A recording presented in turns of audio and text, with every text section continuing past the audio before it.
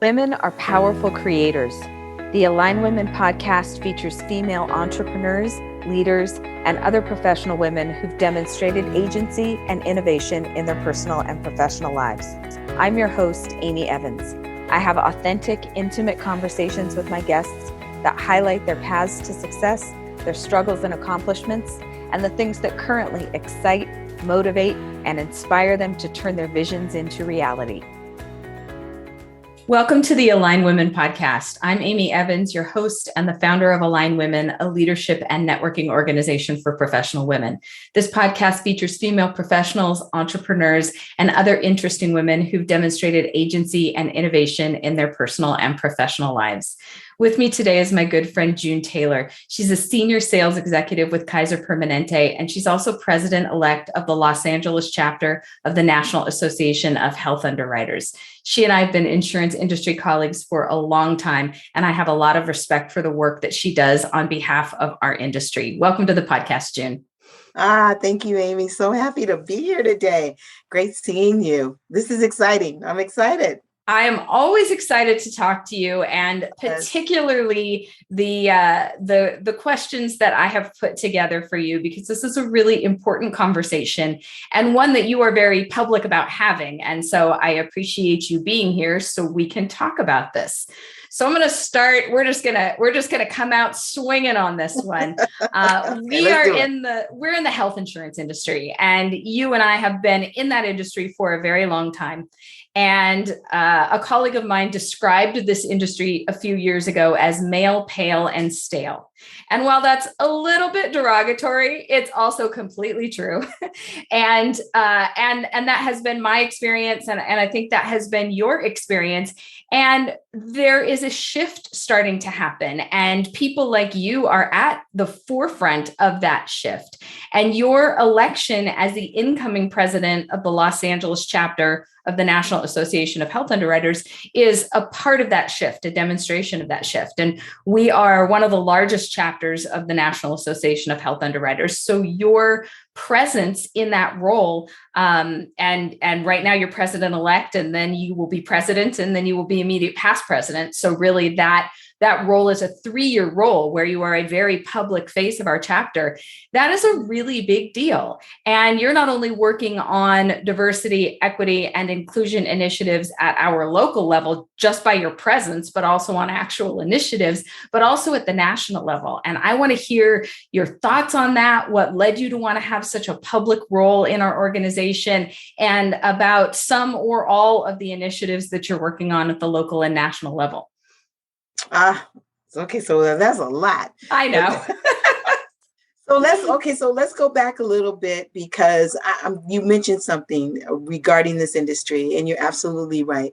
I've been in the industry for over 30 years. And let me just take folks back a little bit. When I started in this industry, it was white, male dominated. And it still is to a certain degree, but women have come a long way since 30 years ago. But I can tell you this, at that time, as a woman and as a woman of color, I had brokers, and I've always been, just give some folks a little bit of intel into my life a little bit, is that I started out on the GA side, and then I went over to the carrier side, but I've always been in sales. I've always been a sales executive, and that's been my path, because that's been my passion, and I love what I do. So going back in time a little bit, working with brokers at that time, oftentimes I had brokers who said, hey, I'm not going to work with June Taylor because she's a woman, and also because she's a woman of color. So I did experience that type of what's the word that I want to use? I don't want to say it was segregation or anything like that, but that was at the time, that's pretty much how it felt at that time. It was that way. And for me, fortunately, I had managers, VPs in my life who were there to be my advocate, who were advocates on my side, who would say to that broker, if you're not working with June Taylor, you're not working with us. And so with that being said, it enabled me to continue on this path on this journey. This is a wonderful industry. And I'm glad we're talking about diversity, equity, inclusion, because there's not enough of people of color, especially African Americans, in this industry. The percentage is very, very small. So let's talk about that a little bit, Amy. When we think about the local association, along with the National Association of Health Underwriters, when I think about the DEI and how I got involved, it started with the George Floyd incident. I was on it was a Wednesday evening, and there was a Lahu happy hour event. And the George Floyd conversation came up. And at that meeting, I was able to express what I was feeling at the time, because I'm a single mom with 3 African American boys, grown men now. But at the same token, I had to give my 2 cents because of everything that had transpired, everything that had happened. So people wanted to hear our thoughts, wanted to hear how we were feeling. And I was comfortable in expressing what I felt at the time. So what happened with that meeting, it morphed into a DEI committee. So Brian Sullivan said, hey, we'd like to put together a diversity, equity, and inclusion committee. Would you lead that committee? And I said, absolutely. I don't know what I'm doing, but absolutely. I would love to be able to be a part of something like this, because it's been a long time coming. So we started that meeting, and we had panel discussions. I mean, I'm telling you, I can't even begin to describe the outpouring that I received from Lahu members, and for Lahu members outside of the state of California. I mean, we just had so much support. So Lahu came to us and said, hey, we love what you're doing. We've been listening in to your happy hour events and everything that's being said. Would you guys be willing to help us with our DEI on a national level? So my counterparts, Wayne Guzman, Ross Pendergraph, they were the co-chairs of the committee. We call ourselves the 3 amigos, and we just went to work. We went to work, Amy. We went to work in putting together some initiatives. And let me just tell you some of these initiatives that we have. The first one was DEI training, and where we wanted our board members to be certified in DEI training and to receive a certificate. What does it mean? What does diversity, equity, and inclusion mean? And to be honest, when you looked at the NAHU website, you would notice, if you went to that website, you saw the first picture you saw was a picture of people, all these people of color. And it's like, that doesn't represent the association at all. That's not what it looks like at all. So it was some things like that where it's like, let's talk about this. We need to have some discussion around it. So we wanted to talk about what it is and what it means. The next initiative was to put together a DEI resource center that went over all the support materials, information people might have. Third one was communications, putting together articles, media relations. We've done a couple of articles with Cal Broker that came out really wonderful. I don't know if you had an opportunity to read it, but we've done a couple of those. Foundation and education, submitting grant applications, fostering and supporting education and inclusion. The fifth one was a mentor program. 6, strategic alliance sponsorship. And then the last initiative was metrics. How do we measure success with these different initiatives? So I'm excited about the work we've put together. We continue, as you stated, I am president-elect. I'm still very much involved with DEI on the national level. Ross is continuing the work there, but we still get together and talk about how we can help, things that we can recommend, resources. All of that is still available from the initial core team. So much out of that. I'm excited about all of those things. I'm very excited about your presidency, and I'm a big fan, and I support you 100%, because you're smart and you're experienced and you're a wonderful advocate for our industry. And I don't think there's a better person that could represent us. You've got 10 years on me in the industry, and I feel like I've been here a long time at 20, but you've got me beat by another 10. One of the things that I heard you say when you were talking about your history in the industry, and I'm sorry that you had to deal with comments like that from ignorant people that made decisions about not wanting to work with you based on your gender and your color. I think that's appalling. I heard you talk about having advocates and how helpful that was in your career, and I think that's an important it's an important thing for people to realize that they can do in the effort of furthering diversity, equity, and inclusion, where there's no light switch that we're going to flip that's going to make everything okay and make everything equal and make everything simple all at once. Being an advocate for somebody and giving them the opportunity, or even you weren't even talking about somebody giving you an opportunity. You were just talking about somebody defending you and the work that you were doing, right? You didn't, it wasn't that you necessarily needed a different scenario. You just needed somebody to defend you doing the good work that you were already doing. And I think the advocacy piece is a really important part to take from what you described. And I love that there's a mentorship program in the work that you're doing at the local level in order to give other people the opportunity to be mentors and further the DEI initiative.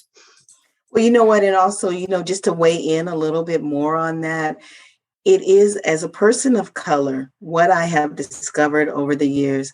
Like I said, when you have sponsors or advocates on your side, and you need them, as a person of color, you need them, because they're the ones who will help you propel you to higher heights, Mm-hmm. who will push you forward into, maybe you move from a sales rep to a manager to a VP to a whatever, but you need those folks there to help push you in that direction, because oftentimes it's hard. When I think about diversity, equity, and inclusion, do we have diversity? Yes. Do we have inclusion where people welcome us? Yes. But do we really have equity? That's the thing that people tend to miss quite a bit when it comes to people of color. Is there real equity? Is there impartiality? Is there the opportunity to be treated fairly and be able to move into these roles that we definitely qualify for? And oftentimes, as people of color, you come in, automatically you feel like the bar is set here for you, and that you have to exceed that bar just to move to the next role.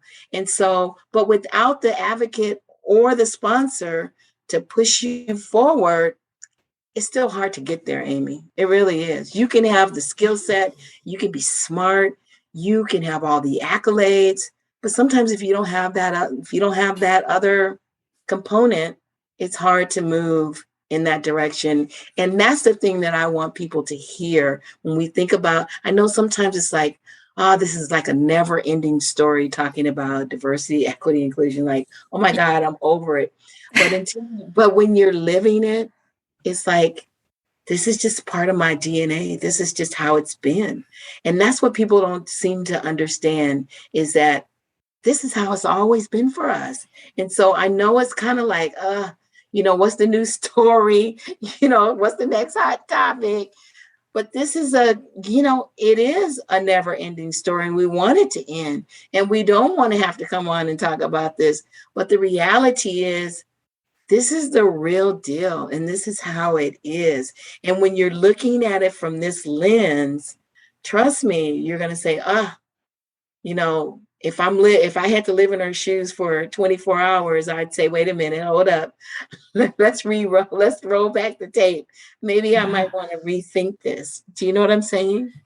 Absolutely. And I want to acknowledge that this is not an old conversation. It shouldn't be a stale conversation. And anybody who's rolling their eyes saying, oh, we're having another one of these conversations can just leave right now. They can just, I will show them the door to the podcast studio, because this is such an important conversation to have. And if you're not a person of color, if you're not a woman who's lived a woman's experience and a woman as a person of color, you could spend a lifetime talking about this and still not really understand all of the pieces. And I freely admit, it has taken me lots of uncomfortable conversations and reading articles from people who don't look like me, who've had different experiences than me, and aha moments that have really opened my eyes to the fact that my experience is not everyone's experience. And I think it's a human condition to assume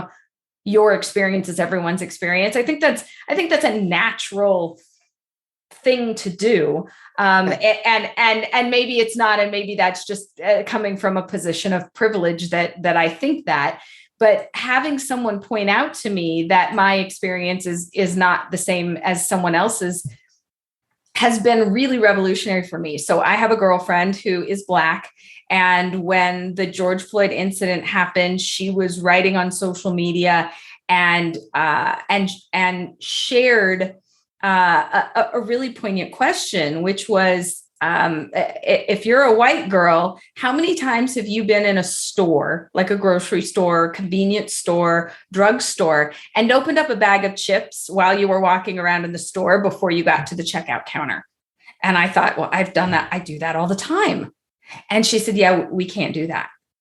And it was like a train hitting, like I still get goosebumps. It's such a small thing. And I thought, my God, I really am not understanding. And I want to hear what you have to say. To bring up a book that really shifted my perspective too. It's called Good and Mad: How Women's Anger is Reshaping America. And it's by a woman called Rebecca Traister.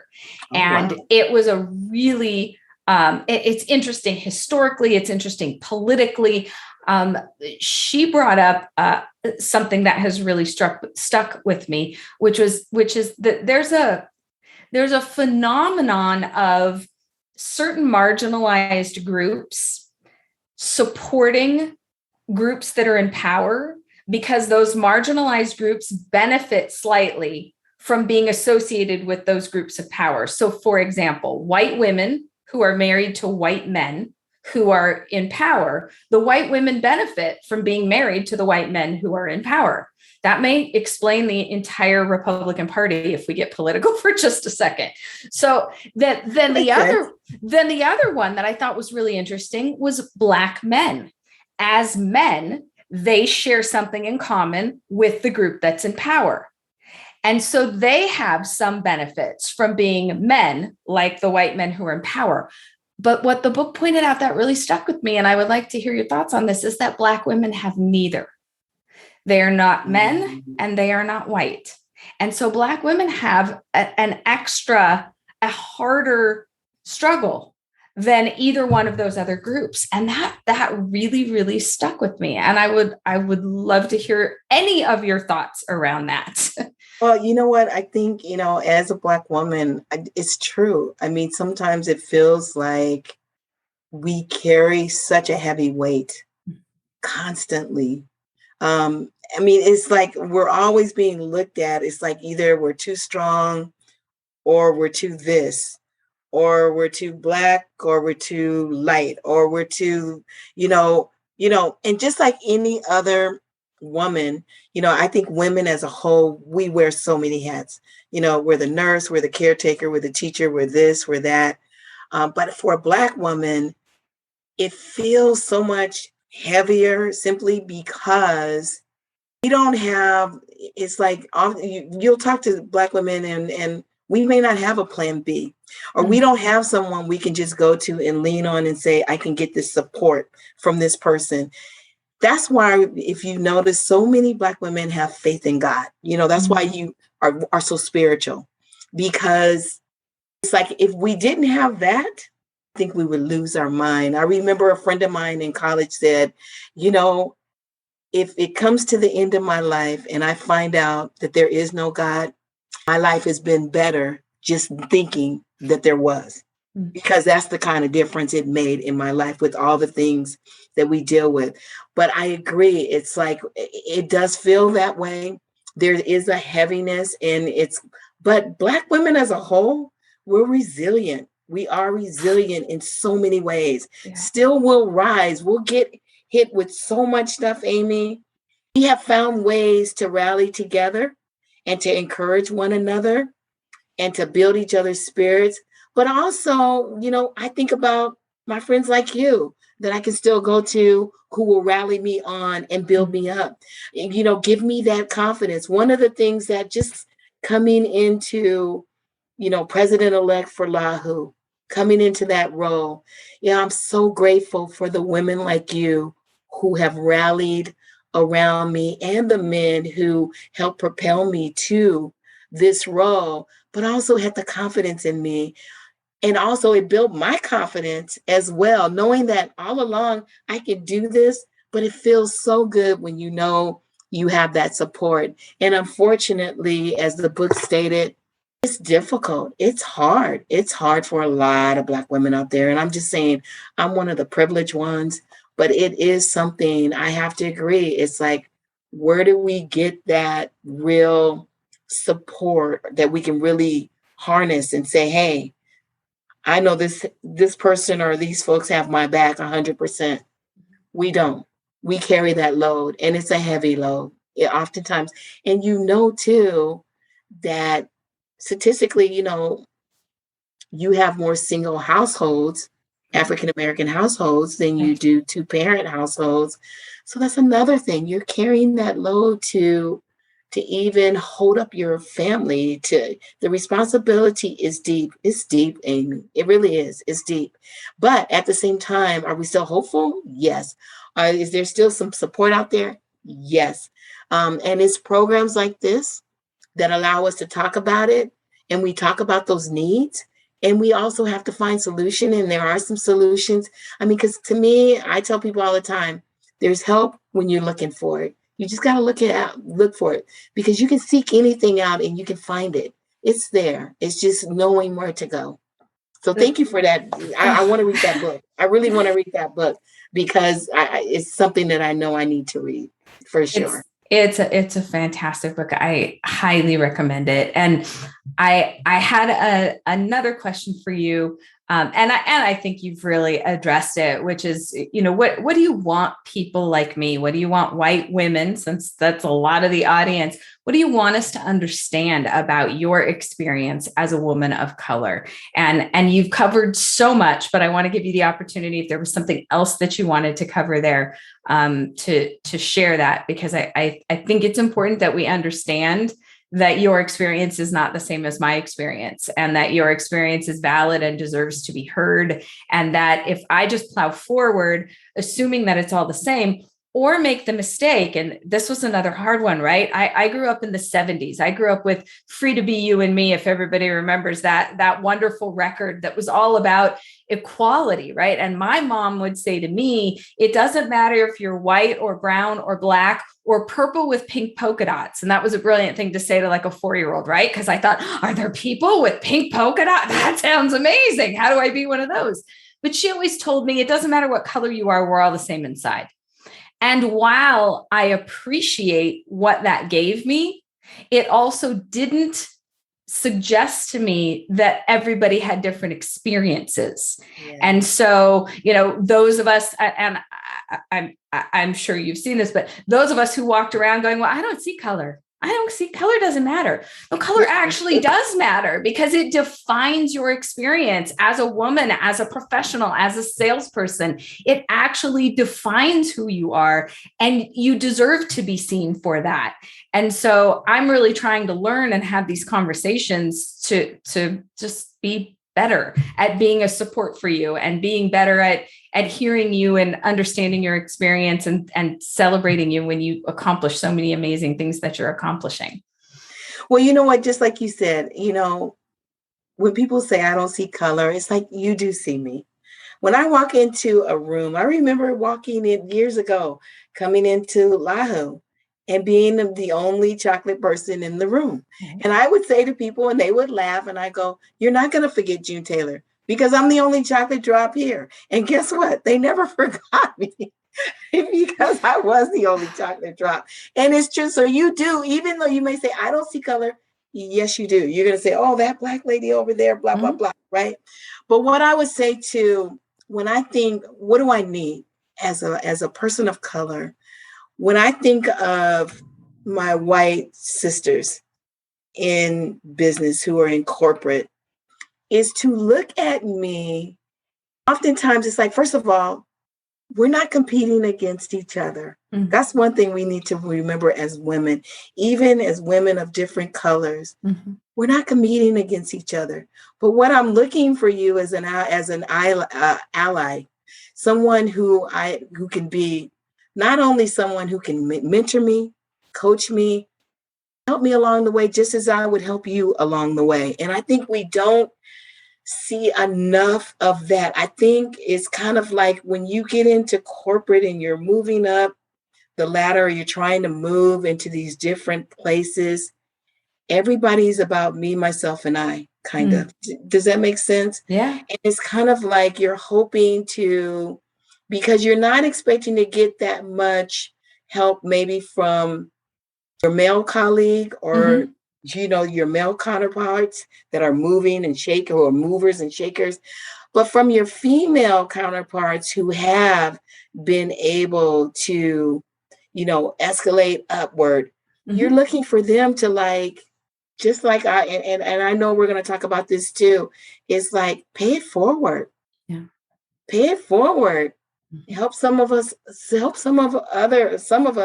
to move in that direction as well. And so when I am shadowing you, when I'm asking you to coach me, when I'm asking you to sponsor me or whatever, I'm really looking for your support, because you may be the only real support that I need, that I have, or that I need in order to get anywhere. And I think that's the hard part for a lot of people of color, where they feel stuck, like I'm stuck. I can't move. I don't have this support at this level, Amy. I don't have support from either counterpart, male or female. Mm-hmm. Do you know what I'm saying? Yeah. And so oftentimes I think that, and I've had a lot of discussions with other African-American women who are in the industry who are doing extremely well, but that's their struggle too, is being able to get that support from other women, specifically white women who are already in these roles, that could be more supportive to people of color to help pull them into those roles as well. It's just not enough. And I work for a large corporation. I work for Kaiser Permanente, large company, very big on diversity, equity, and inclusion, but still don't see that the people of color in those senior positions, right? Yeah. So it's still an issue. It's still a concern. And so we seek for that type of help. I guess I would say it that way. And that totally makes sense. And so for me, that is a call to me to be aware, and be aware both on a global level of the benefits that I have, the privileges that I have, the access that I have that has been easier for me to get because I'm a white woman, and look for opportunities to open those doors for women of color. So on a global level, being more aware, and I have been an example is on the podcast. I've been very aware of inviting women of color to be guests on the podcast to tell their stories, and so that's a tool I have, a resource that I have that I can make available. Another tool that has been given to me that I've found really valuable was the very, very, very simple question, what do you think? And I had someone say to me, understand in a business meeting, there may be just one woman, and she may be also a woman of color, just one in the room. And for many, many, many reasons, she may not feel comfortable expressing her opinion. It could be someone in the room has been rude to her before. There are many reasons. Yep. And if you take the opportunity, anybody takes the opportunity to say, hey, you have some experience here. What do you think about this thing that we're talking about? And just invite her to express herself, because she may not be used to being invited and may not be sure that it's a comfortable place to express herself. And just asking that question. And that was another one of those things that just hit me so hard, because I thought, how simple is that? What a beautiful management tool that is. And so that's something that I like to share when I'm having conversations like this, because awesome. That's awesome. That speaks volume, being able to give someone that platform to give their voice to, like you said, what they're feeling, what they're thinking. And you're right. Oftentimes you are a little bit intimidated to give your opinion, because you're thinking, okay, what are they going to think? What are they going to think about me? How is this going to come across? Is this coming across in a negative way? Yeah. And that's not what you're trying to do. But it's so, man, it's just so refreshing, Amy, hearing you say that, being able to give somebody a voice to express what they're feeling, what they're thinking.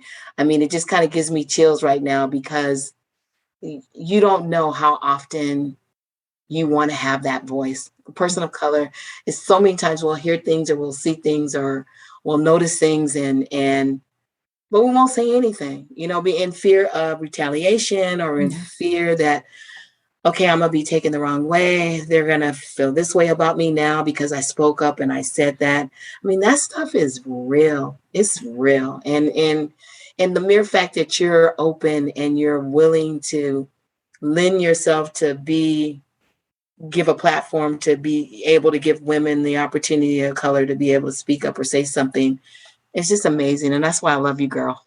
I love you for that, because, it's nice to hear that, because you want to hear, I just can't even express how much it makes a difference, Amy. It really does make a difference. People don't understand those little small things. They may not seem like a lot, but it means a lot. It can make a world of difference for somebody like myself. It really does. It really, really does. So thank you. Well, I appreciate you being willing to share your experience and being so open. And like I said, I'm so excited that you are the incoming president for our local chapter of the National Association of Health Underwriters. I'm thrilled. I can't wait to see what you do. Where can people reach you if they want to connect with you? I'm hoping that you have it. You're going to have it there on the screen for me, but they'll be able to contact me on my email. I'll have a cell number there where they can reach me. And how about LinkedIn? I bet you're on LinkedIn too. Oh yeah, I'm on LinkedIn. Yeah, I'm on Facebook. I'm on LinkedIn. Definitely. I'm even, I think, on Instagram now. So you can definitely reach out. You'll find me, June Taylor. You'll find me. You'll see this face and you'll find me. You will see that beautiful smile. That's right. You'll see this beautiful, beautiful smile. And you know what? And if I can end with anything, one of the things that I want to do, Amy, is I do want to pay it forward. I want to encourage those young people out there, young people of color, to get involved in this industry, learn about the health insurance industry. I cannot say it enough. I started in this industry as a very young person. I was able to purchase my home at a very young age. This is a very lucrative business, and it's open for all cultures, all ethnicities. And we want to welcome you to this industry. And if there's more that you want to learn, believe me, Amy's been around for a long time. I've been around for a long time. But I want to encourage you to think about the health insurance industry, because this is my passion, but I also want to give back. I want to give back and teach you how to be in this industry. And if you're thinking about entrepreneur, having your own agency, this is another industry to think about in doing that. So I just want to share that real quickly. I agree with you. And we could have an entirely different full conversation about that. So we've got between the two of us, my goodness, June, 50 years of experience in this industry between the two of us. And the thing I love to say about it is there's no glass ceiling on commissions. That's right. And it's one of the things I love about this industry is that the carriers pay the commissions and they do not care what color you are, what gender you are. There's no glass ceiling on that. And as the world of entrepreneurs and business owners gets more diversified, those business owners want to do business with people who look like them. And as there are more women business owners and more women of color business owners, there's more opportunity for those people to come into our industry and be really successful as insurance agents. And so I agree with you 100%. 100%. Right now we're in the Great Resignation. You know what this is, the Great Resignation. You know why? Because people are starting their own businesses. People are realizing, listen, maybe I can do this. So yeah, absolutely. I'm encouraging that. I think that's awesome. I think that's great. But I also think that this industry is just one of the best. It's like that little hidden secret. I mean, nobody grows up to be in insurance, but let me tell you guys, this is a great industry to be in. It really is. It really is. I agree with you. Thank you so much for being on the podcast today, June. I appreciate it.